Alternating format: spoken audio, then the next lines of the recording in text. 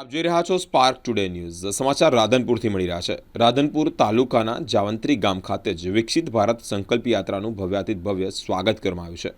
લોકોને સરકારી યોજના વિશે પણ માહિતી આપવામાં આવી છે.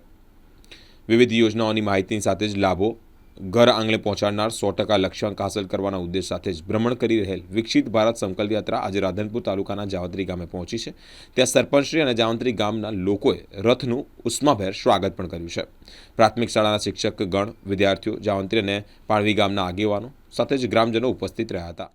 આજે દેશના યશસ્વી વડાપ્રધાન શ્રી નરેન્દ્રભાઈ મોદી સાહેબની દીર્ઘ દ્રષ્ટિથી સમગ્ર ભારતની અંદર વિકસિત ભારત સંકલ્પ યાત્રા ચાલી રહી છે, જેના ભાગરૂપે આજે જામત્રી ગામની અંદર અમારી વિકસિત ભારત સંકલ્પ યાત્રા અહીંયા વધારી આ યાત્રાનું ગામ લોકો દ્વારા ઉષ્માભેર સ્વાગત કરવામાં આવ્યું.